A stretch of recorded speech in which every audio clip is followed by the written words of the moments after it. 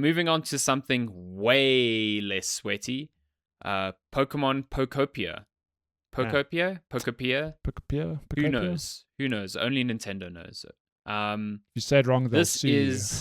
Yeah, 100%. They're at my door right now. Reggie, please. We haven't even published the podcast yet. Reggie, you don't even work at Nintendo anymore. What are you doing here? Pokemon Pokopia is... I think from the outset, everyone thinks it's just Pokemon Animal Crossing.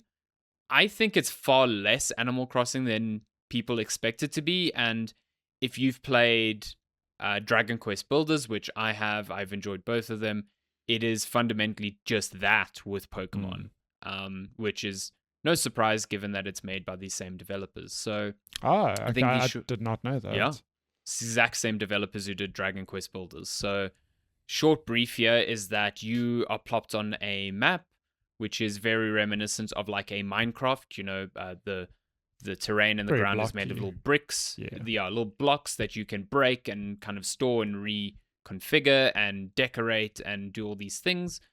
But instead of just being a sandbox for you to kind of do your thing in, you are given objectives by other Pokemon here around the world to complete, which kind of guides your reconstruction of the land around you, which I really enjoyed in Dragon Quest Builders because it felt more purposeful than a Minecraft did to me. It's also got these elements of Viva Pinata. I don't know if you've ever played Viva Pinata. So I loved Viva Pinata. It was done by Rare back in the 360 days. And the elements of this which mimics that is you need to attract different Pokemon by building different habitats. So if I put 4 tiles of long grass together in a square, I will attract a Bulbasaur or a Charmander.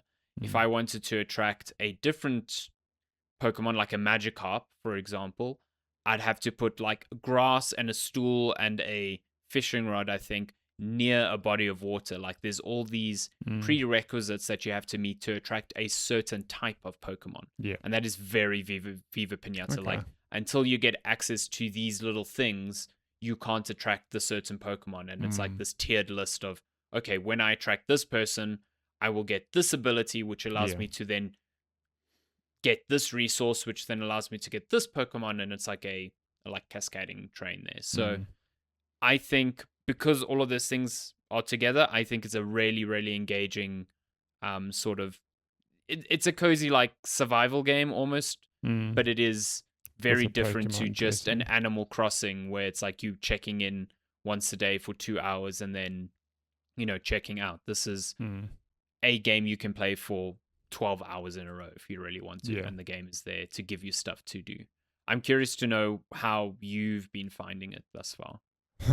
All I'll say is that this is a game where playing it, you think, how was this not done 10 years ago? 50? Yeah. It's such a smart, simple premise. You know, it's literally that of, like, I've never played Dragon Quest Builders or Viva Pinata. So to me, I'm still very much, I'm seeing it as an Animal Crossing in the sense that it is just this, you know, it's similar, even aesthetically, it's like kind of similar, I guess, even though the camera perspective is like not at all that same thing. But it is a thing of like, you've got this world where you can just build stuff and live in it. But you're right in that Animal Crossing is kind of like it literally is just a sandbox, free reign. You don't really have to do anything other than pay off your loan at Tom Nook, you know. You just got to pay him those bills. Yeah, you've got objectives guiding you, which I prefer in a sense. You know, it gives me something to like focus on. I'm loving it. I haven't played nearly as much as I wanted to yet because I've been playing a bunch of marathon. But after a couple of hours, it's got those hooks where on an evening I'll be sitting going, cool, what do I need to do? And then you start doing something, you think, okay, but I need to also do this. You go do that. There's just this list of fun things you want to do. You know, I need to make my habitats more comfortable for Bulbasaur and Charmander. But also have this new ability so I can go destroy that terrain to go explore that new area. But also I can make new habitats to get new. So there's just like a lot of things to do. But what I really like about the game is that it's very intentional about telling you, like, take it at your pace, do whatever you want. There's no it's like meant to be a cozy game. Like it looks like a cozy game, but it plays like a cozy game, and it's very good at being like, listen, just chill, do whatever you want, just pace yourself. Yep. Just live in this world, enjoy it, and it's very wholesome. It's super extremely wholesome. Yeah. I think it's really smart. It's smart and creepy in the same measure that you play as a Ditto. I think it's really fucked up that you play as a Ditto who can't really remember what their trainer looks like, so they kind of like try to replicate that, and he just looks like a Funko Pop. It's there is nothing behind those eyes. It's really messed up, and I really appreciate that you can actually, instead of looking like an actual human, just take on a human form and stay purple like a Ditto, which I was very tempted to do. Yeah. Extremely tempted. But it's cool because then all the abilities that you get, as you chat to other Pokemon, they will be like, oh, cool, I will give you this ability. And because he's a Ditto, he doesn't like completely mimic that ability. And he does like an interpretation of them. But those are the sorts of tools you use to construct your world. So like Bulbasaur will let you pull up grass with his little vine things. Scyther will let you cut trees into logs. Is it Machamp? Yeah, I think it's Machamp. Yeah, gives you the boxing gloves that you can break blocks with. Is it Machamp? No, it's not Machamp. It's Hitmonchan. Hitmonchan? Hitmonlee? That one. The dude with the boxing gloves. It's cool that this repertoire of moves just keeps growing and growing, and that's how you interact with the world. It's similar to like getting tools in a Dragon Quest. Hitmonchan, that's the dude.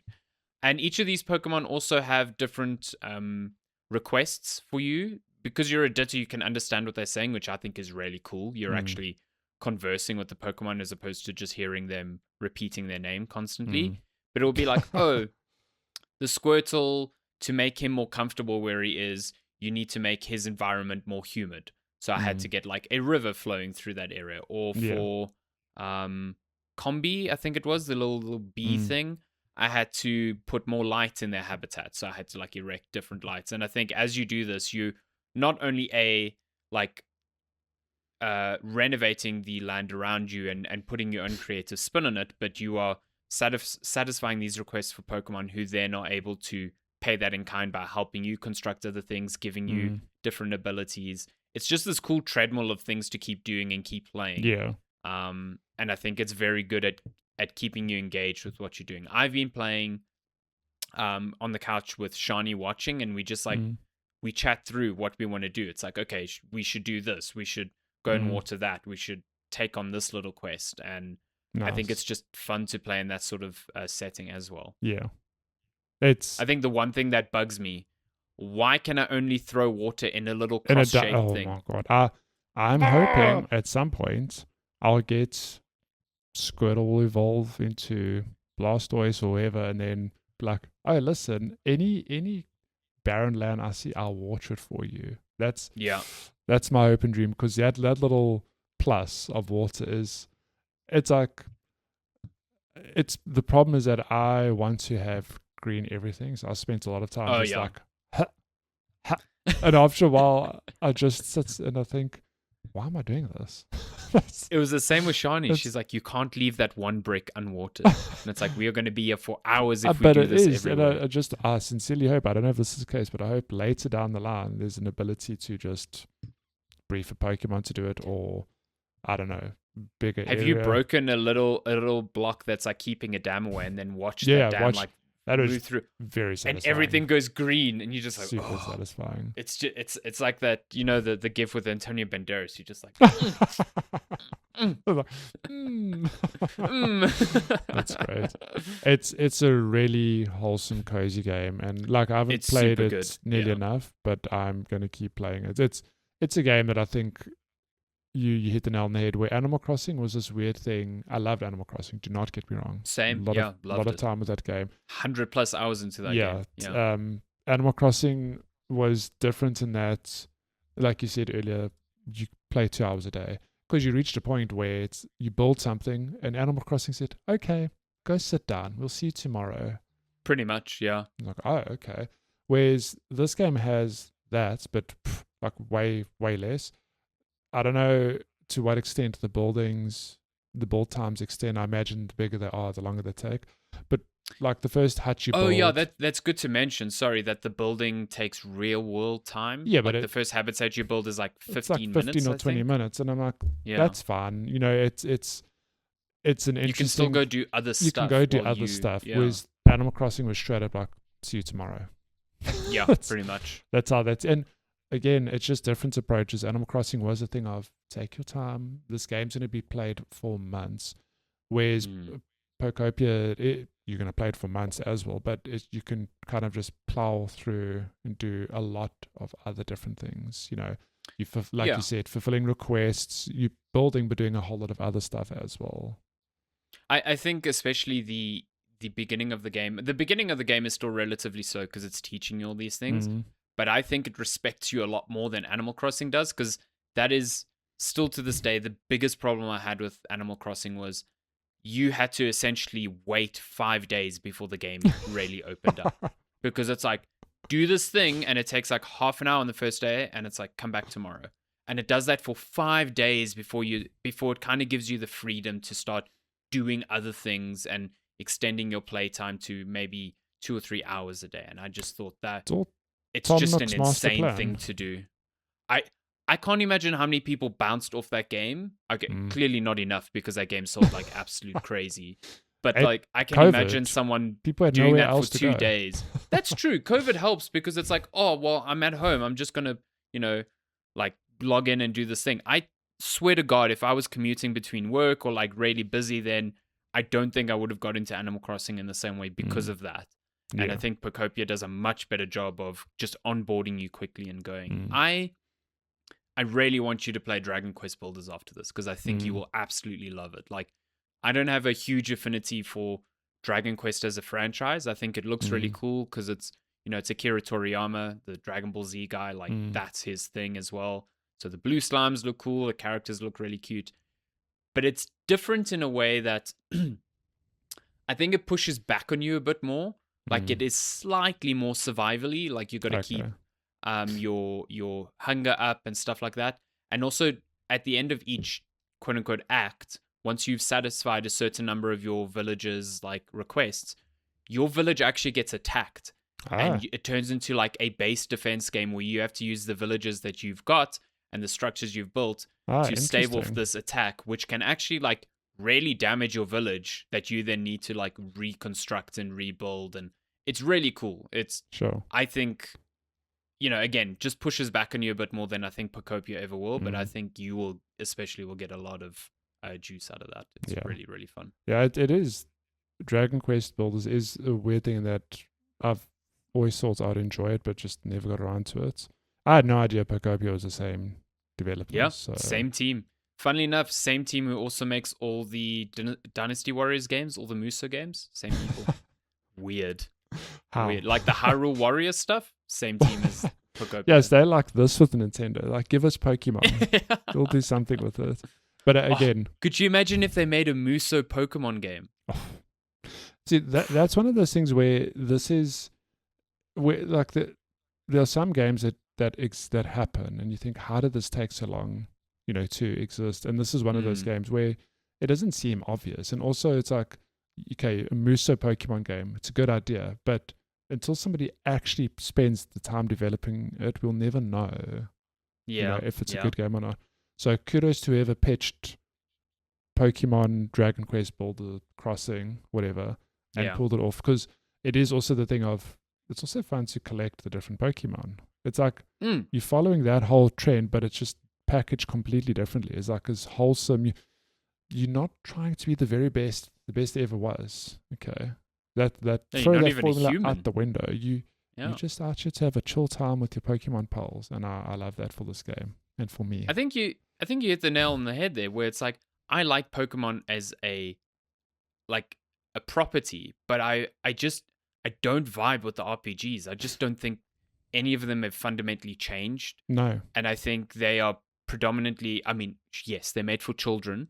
And then, the big children are the ones who get into the real competitive nonsense. And I just I find myself in the middle where I'm like, I'm not a child anymore, so I desire something a bit more complex. but by the same token, I don't want to get deep into like just battling. And I think 100%. that's why I've just bounced off the RPGs despite wanting to interact with Pokemon as a property more. This, like you said, gives you the ability to do all the Pokemon hunting and the collection and whatever in a framework that feels novel and fresh. And I think that's why people are very much attracted to this game now. Like, it's the highest scoring Pokemon game of all time, which is an insane thing to think about. Excuse Like, me. how is that possible? But Yeah. it's true. And, you've seen sales like hit like 2 million, I think, copies sold in like 4 days. Like, I think this is attracting people who aren't used to this. Yeah. I'm like, I looked at the what is the new Pokemon gen? Waves and water, wind and wave, God whatever. knows. Like, I don't really care for that because it's just going to be the same. Like, new trainer, get your starter, go and fucking fight 4 gyms, whatever. Like, this is cool. This is fresh and different. So I'm very happy this exists. Yeah. Same. Sorry, Darren. I don't like you. Don't take it personally. But Take it personally. we'll definitely be checking back on that as well because we're still early days.